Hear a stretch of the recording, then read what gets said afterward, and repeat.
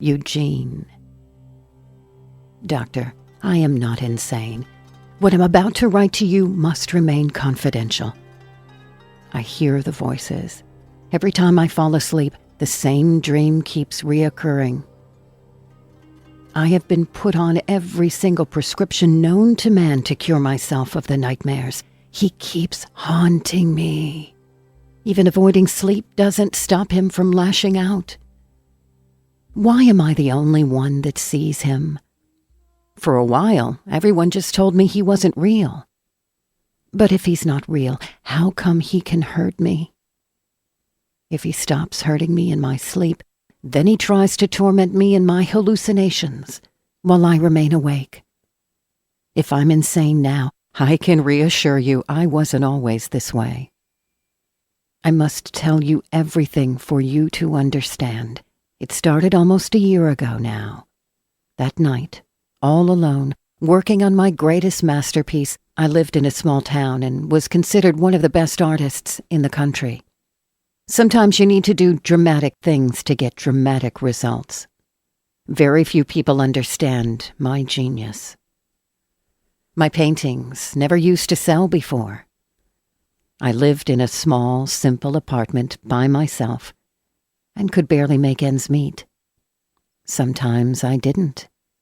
It wasn't until I turned on my rusty television that I discovered my talent. A serial killer had broken out and killed 7 people in the area so far. One of them was a family of 4. It looked so tragic, so disturbing, yet I couldn't look away. Then I wondered if I could replicate something like that as one of my paintings. So I looked up various websites. My imagination is lacking. I needed to see something more real. To paint, you need to be inspired, and you need to experience how people feel just before they die. I was not satisfied. I tried to paint the bodies on my plain white canvas, but I could never get the colors right. The wrong mixtures. Nothing seemed to look right to me. Weeks had passed, and I had almost given up until one night I got an answer on my door. It was Karen. She'd been in these apartments for as long as I could remember. I watched her grow up. "Karen, what are you doing here?" I asked. "My parents are gone and my friends want to go to the movies tonight," she said. "But I can't leave my grandfather alone in this house, and I need to make sure he takes his medication on time or something serious could happen." She warned me about her grandfather's condition and wanted to know if I could take care of him until she came back. So it was settled. After I agreed, I went to her house to see her grandfather. She left her key under her welcome mat, just as she said. I slowly unlocked the door and made my way inside. I saw a grumpy old man watching the TV set. I have never seen this man before, but something about him made me hate him. His face was covered in wrinkles. He looked unpleasant. He smelled of something rotting away, and he completely ignored me, as if I wasn't there. Even after I introduced myself, he just looked up at me with those dark eyes.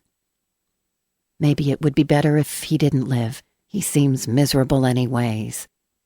After about an hour, the caveman finally spoke. He wanted his medicine and said they left it in the cupboard in the restroom. I got up, I walked over in that direction. I opened the medicine cabinet, and it looked like this guy was on every medication in the world. It boggled my mind how this old geezer expected me to know which medication I was supposed to give him. Frantic and frustrated, I took every single prescription drug and threw everything down the sink. A few moments later, I heard him say my name again. I have no idea what made me so enraged with that man. I have rarely lost my patience with anyone. I could hear his low-toned voice calling my name, beating his cane on the ground, demanding me to hurry. When I made my way back to the living room, Eugene was still sitting there, a face that could turn someone to stone. His gruesome face staring right at me. Would it really be such a horrible crime if he didn't exist anymore? For someone to put him right out of his misery? "Where is my medicine?" he asked. I want my medication now. What's wrong with you? I need the one for my heart medication. Without it, I'll need medical treatment within the hour. But that's what you want, don't you?" I was completely speechless. Just then, Eugene turned around and swung at me with the cane. Infuriated, I swung back with a fist of my own. I was shocked. What had I just done? I couldn't let anyone know, and Eugene was a witness. No one would believe such an old man would attack first. I saw his frightening face. He was wide-eyed and filled with fear. He tried to make his way off the ground, crawling so pathetically. I grabbed the closest thing next to me. It was a hammer laying on the side of the dining room table. I came back and struck him on the head. The coward, the weakling. How he attempted to defend himself. It only made me want to strike him again and again. The blood splattered on my shirt and clothes, and I still continued. He screamed and pleaded and shivered and screeched, and every desperate cry only made me strike him that much harder. If it wasn't too late before now, it was definitely too late to stop now. I had to finish the deed. I would be locked up for sure if anyone knew. Again and again, I struck, but he just wouldn't die. He kept begging for his life, and I kept trying to take it away. Why won't he die? I didn't know what to do, so I stormed into the kitchen for a knife. Taking the knife from the drawer, I hurried back and stabbed him repeatedly. Blood was gushing as I must have struck an artery. He will surely die soon now. 15 minutes passed, and the man clung to life like no other. How was this possible? I got exhausted from stabbing. I stabbed through the neck, the spine, and even through the brain and throat. When that didn't work, my hands were trembling from the sight. I had to absolutely finish the deed now. He could not live.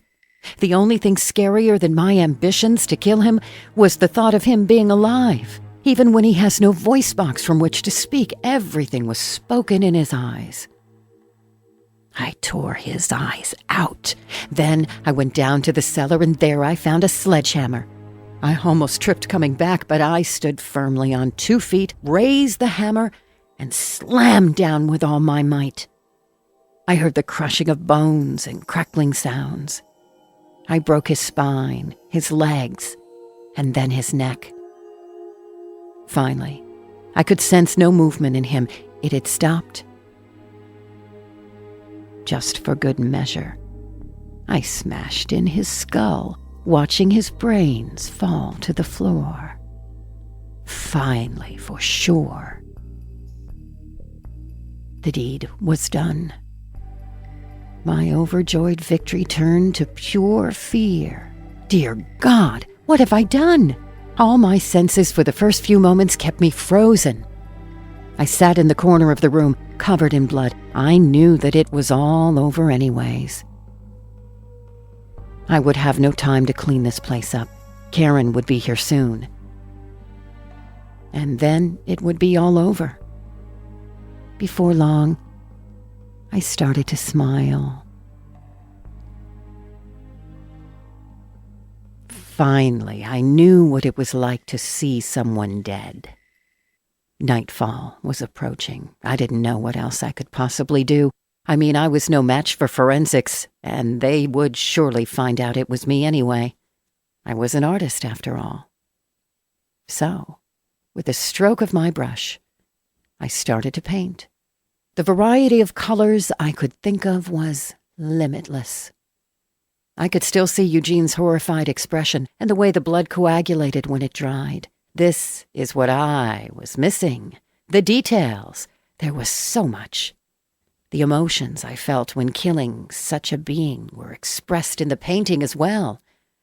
This was my best work ever, and I had no one to share it with. Before I could finish my masterpiece, I heard a sound. It was the sound of keys followed by the door unlocking. My pale face looked to the floor. I knew who it was and what she would say when she saw the sight. Or maybe she would just scream.